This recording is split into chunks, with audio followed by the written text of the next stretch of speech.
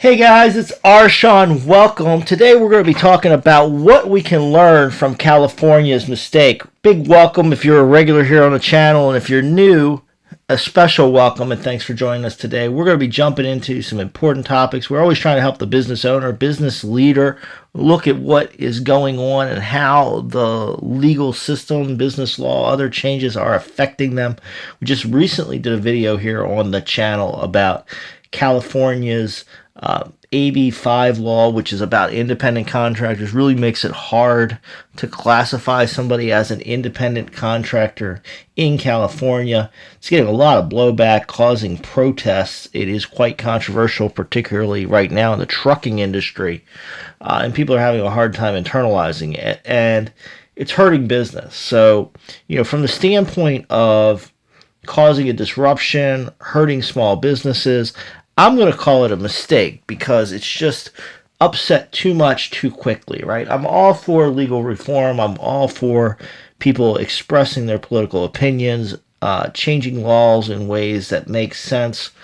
But what they've done here is they've made it really hard for a lot of folks to engage in business, and they've made it cumbersome.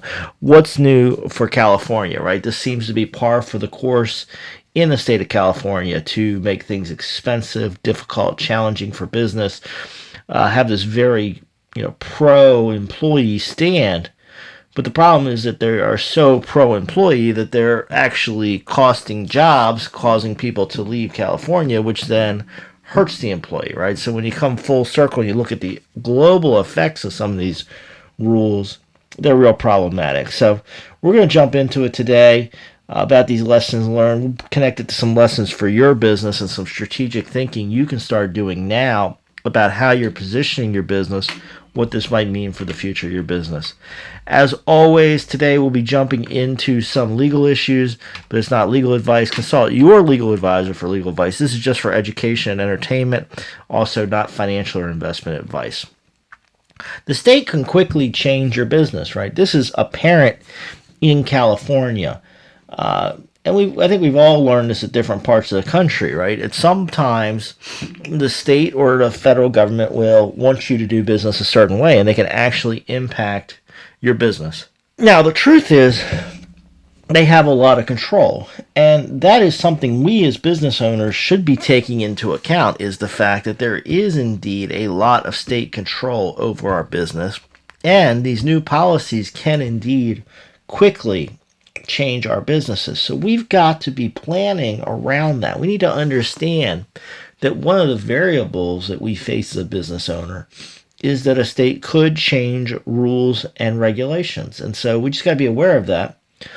And while this could happen anywhere, it is certainly more likely to happen in certain places, right? There was no surprise that California was a leader in enacting these types of laws that make it hard on companies and potentially give, more benefits to employees. That was the intention. Like I say, in the long run, I'm not so sure it's going to work out that way. But the intention was, if you read the law, and we did in the last video, you can go check that out. But, it was to create more people on payrolls. It was to create more unemployment benefits. It was to get more people covered by workman's comp insurance.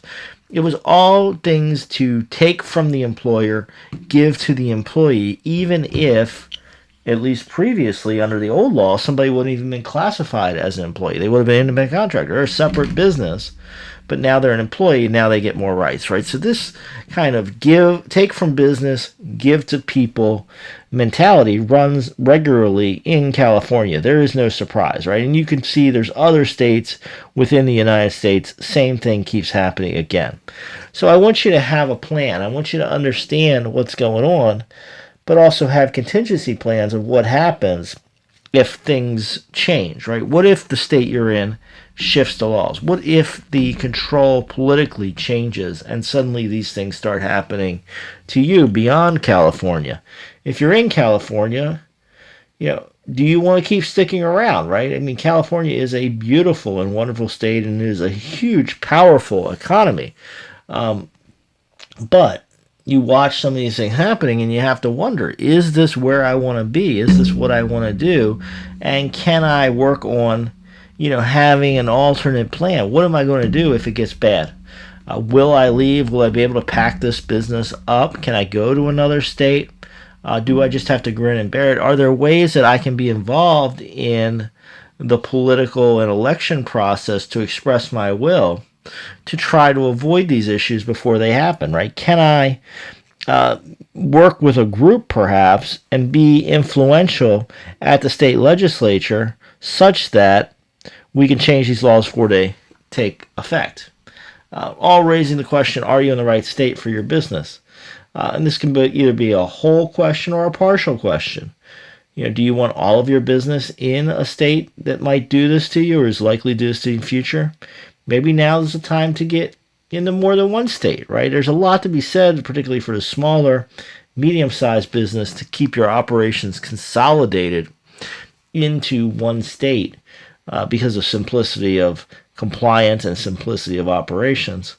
But this may be a time where you're saying, okay, well, I want to, hedge my bets. If one state turns against me and my business, I want to be able to shift my operations quickly. That might point to building your business out in 2 or 3 states quicker than you might have otherwise. And there's nothing wrong with that. The real thing is you need to decide if that's worth the cost-benefit analysis, right? Spreading your operations out costs money and costs attention and takes work. But at the same time, if you get a state like California that suddenly changes the employment laws in a way that's very harmful to your business, being diversified into another state or two may give you a hedge against that, right? And then what other ways can you diversify beyond just spreading your operations out into multiple states? And this is talking about different product lines, different segments, different cash flow, right? A good business owner, once you've kind of established your core business, probably should be looking at diversifying their income streams, diversifying their asset holdings, so that you're not beholden to any one business or industry, right? We've seen people and even big companies ride the wave.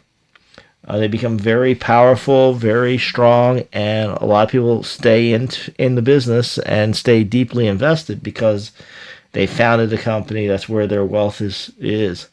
And then we see the markets change, and once powerful businesses become financially weak. Now, if you keep all your eggs in that one basket, and that basket becomes a problem, you've lost. Now, if you diversify, and as your business is growing, you start putting some of your assets into other businesses and other categories, now you've eliminated some of the risk. It can also be great for asset protection planning.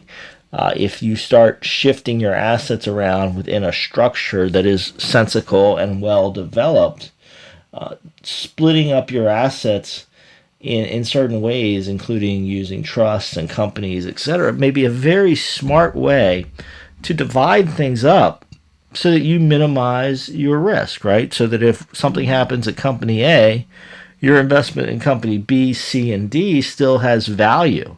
If you only have company A and there's a terrible accident or event, a tragedy at company A, you might lose all your wealth, right? So that diversification, not just as far as your operations, but diversification across your business can be super powerful.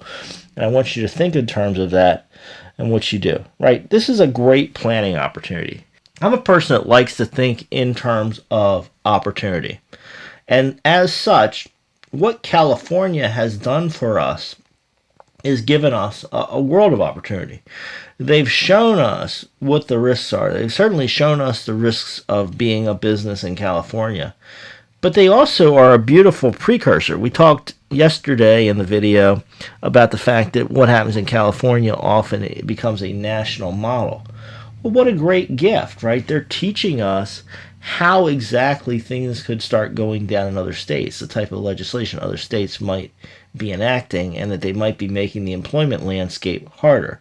And while that's not good news for the typical business owner, what is good news is now you have a heads up. You can start thinking about this. How would you change your operations around in light of this, right? What would you move around?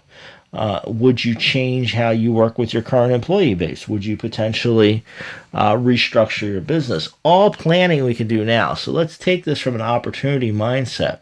Same deal with thinking about how do we diversify our operations, how do we minimize our risk, right? This is an opportunity for us to manage risk. It's not a detriment. And the people that think about that the right way are going to do powerful things. Speaking of doing powerful things, I hope you stick around. I hope you subscribe to the channel, ring the bell for notifications. Give me a like if you enjoyed the video, and importantly, join me in the comments for some discussion. Don't put anything confidential in there.